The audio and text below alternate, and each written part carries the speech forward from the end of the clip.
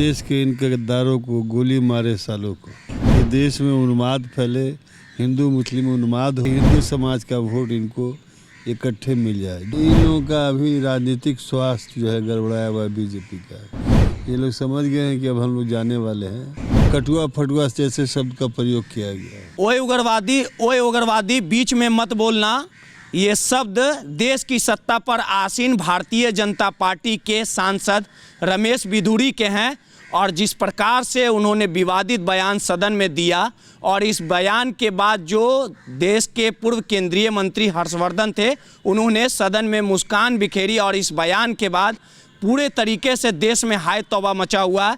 और इस पूरे मामले को लेके हमारे साथ बात करने के लिए जदयू के विधान पार्षद गुलाम गौस जी हैं। जिस प्रकार से संसद की एक गरिमा है और देश की सत्ता पर जो आसीन भारतीय जनता पार्टी है, जो पूरे देश को संभालने का काम कर रही है 2014 से, अब आप समझिए कि एक एमपी होते हुए दूसरे एमपी को ओए उग्रवादी कहा जा रहा है, जिन शब्दों का प्रयोग किया जा रहा है ये आप लोगों ने भी सुना।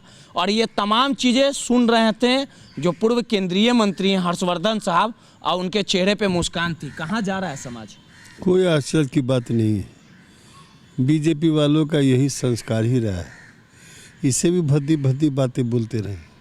आपने बहुत सारे शब्दों का उच्चारण नहीं किया और मैं भी नहीं कर सकता हूँ। क्या क्या नहीं कहा गया है ये दानिश अली को। उनका अटैक जो है सही माने में मुस्लिम समुदाय पर था। आपको याद होगा कि दिल्ली के एक सांसद ने भी कभी कहा था, देश के इन गद्दारों को गोली मारे सालों को।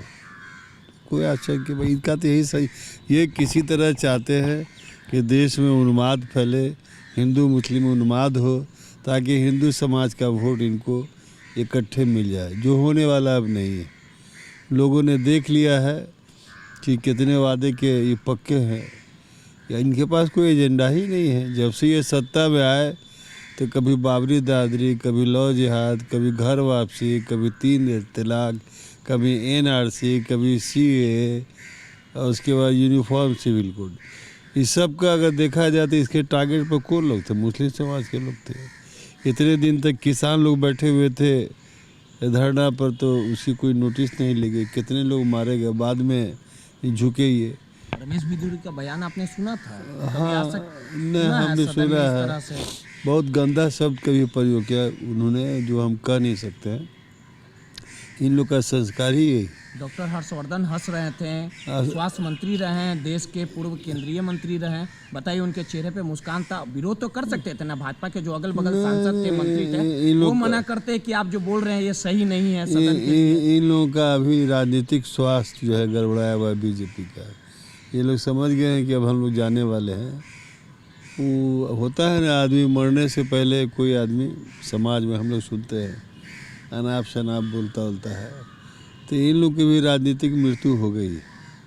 ये समझ रहे हैं कि अब हम जाने वाले हैं। भाजपा बोले ये कार्रवाई होगा। कब होगा? Justice delayed mean justice denied. कार्रवाई होगा। हम तो सब विधानसभा, ये लोकसभा के जो अध्यक्ष हैं उनसे मांग करेंगे, अच्छे व्यक्ति हैं वो, इस पर कार्रवाई करें। इसकी सदस्यता समाप्त होनी चाहिए। कटुआ फटुआ जैसे शब्द का प्रयोग किया गया है। क्या है ये सब?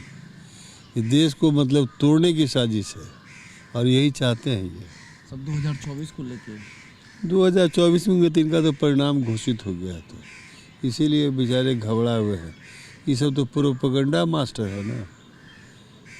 ये लोग हिटलर के बनाए हुए नीतियों पर चलता है कि अगर एक झूठ है उसको 100 बार कहो, सच सच तो सच हो जाए। एक सवाल और है, जिस प्रकार से लोग कह रहे हैं कि नीतीश कुमार सियासी पारी खेलने को बेताब है, भाजपा में जा सकते हैं, ये फालतू बात है। जदयू के विधान पार्षद गुलाम गौस ने सीधे तौर पे भाजपा सांसद रमेश बिधूड़ी पर कार्रवाई करने की मांग की है। कैमरामैन ऋतिक के साथ रोहित, दर्श न्यूज, पटना।